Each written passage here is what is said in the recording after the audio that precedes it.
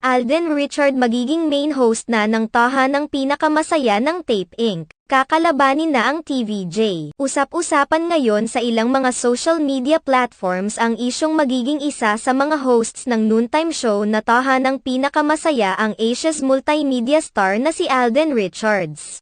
Umaani ngayon ng samut-saring reaksyon mula sa mga netizens ang isyong papasok sa tahanang pinakamasaya si Alden Richards matapos mangako noon sa TVJ na kailanman ay hindi niya pagtatraydoren ang mga ito sa pamamagitan ng pagpasok sa katapat nilang programa. Hindi naman lingid sa kaalaman ng lahat na hindi maayos ang pag-alis ng TVJ sa Tape Incorporated dahil tila pinilit lamang sila na mag-resign dahil sa pagbabawal sa kanila na mag-leave. Hindi rin naman lingid sa kaalaman ng lahat na labis na sumikat si Alden Richards nang maging bahagi siya ng The Barkads ng Eat Bulaga kung saan nabuo ang phenomenal love team nila ni Maine Mendoza aka Yaya Dub.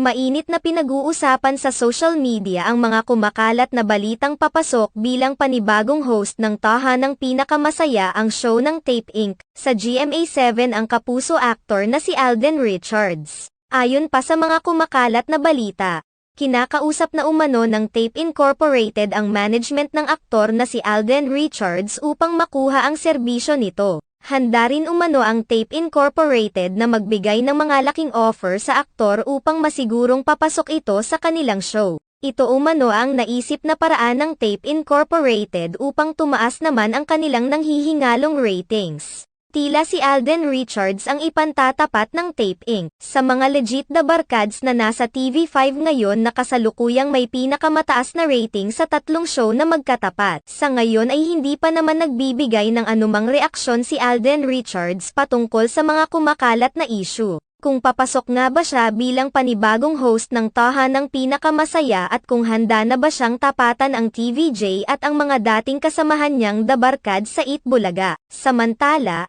sa kamakailang episode ng showbiz-oriented vlog ni na Christy Furman, pinabulaanan niya ang balitang papasok sa tahanang pinakamasaya si Alden Richards dahil nangako umano ito sa TVJ na kailanman ay hindi siya magtatraydor. Subalit, maiiba na umano ang kwento kung sakaling manghimasok na ang GMA Network sa desisyon ni Alden. Bilang isa sa mga contract artists ng GMA hindi umano makakatanggi si Alden kung ang GMA na mismo ang magdidesisyon para sa kanya.